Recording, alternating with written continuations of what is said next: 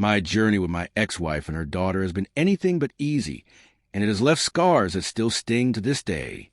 When I married their mother, I took on the role of a father figure to her daughter, who was around 13 at the time. I genuinely embraced that responsibility and treated her as if she were my own child. I bought her first car, cheered her on at school events, and supported her through the ups and downs of adolescence, from cheer competitions to school plays. I stepped in when her biological father abandoned them, believing that it was my duty to be there for both of them, not just my wife. For a while, things seemed to be going well. I thought we were a family. However, beneath the surface, my world was about to shatter. I discovered that my wife was having an affair with a co-worker, and, to my disbelief, my stepdaughter was aware of it. She had been covering for her mother, lying to me repeatedly, insisting that Mom was working late, when, in fact, she was with someone else. When the truth finally surfaced, the situation spiraled into a bitter divorce and a custody battle that turned my life upside down. In court, the betrayal struck deeper than I could have imagined. The very girl I had raised stood before a judge and lied about me, claiming I was abusive and controlling. It was as if I had become the villain in their story, and I lost everything that mattered: my home, my reputation, and even the trust of some friends and family members. Despite the evidence I had of my wife's infidelity, the narrative shifted to me being a danger to them, all because my stepdaughter chose to protect her mother. Years passed, and I worked hard to rebuild my life. I remarried, had a child, bought a new house, and sought therapy to heal from the trauma. Just when I thought I could leave the past behind, I received a message from my former stepdaughter after 6 long years of silence. She was getting married and wanted me to pay for her wedding. The audacity of her request left me stunned.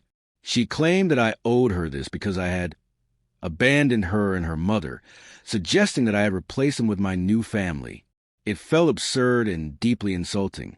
I was the one who had been pushed out, made to feel like trash, and now I was expected to open my wallet and play the proud father at her wedding? Initially, I responded politely, hoping that would end the conversation, but she persisted, accusing me of being heartless and asserting that I loved my biological child more than I ever loved her. That was the tipping point for me.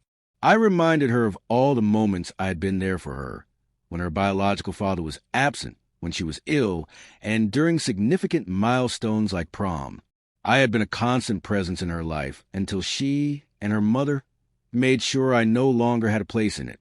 I told her she couldn't rewrite history to suit her convenience. She had chosen to believe her mother's lies over the truth and had allowed her to destroy my life without a second thought. And now, after all that happened, she wanted my financial support, my blessing, and the experience of father-daughter dance? Absolutely not. To complicate matters further, I learned that her biological father was also not contributing to her wedding costs, living up to his reputation as a deadbeat dad. In her eyes, I had been the reliable one, but this time I was not going to come through for her. While I used to miss her and wonder if I had been too harsh, thinking perhaps we could reconcile one day, this request changed everything. Some people are better left in the past, and I have a new family now, one built on honesty and mutual respect, not deceit and betrayal. I've learned that being a parent does not mean being a punching bag. One can love a child deeply while recognizing when it's time to step away.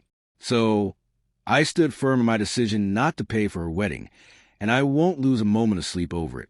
The most outrageous part of the situation was that after I told her no, she had the audacity to call my wife, attempting to guilt her into convincing me to change my mind. She spoke about remembering the good times and about doing the right thing. The right thing would have been for her to tell the truth in court and not betray me. In the end, there will be no check from me, no heartfelt speech, and no father-daughter dance at her wedding. I am not her dad anymore. That was her choice.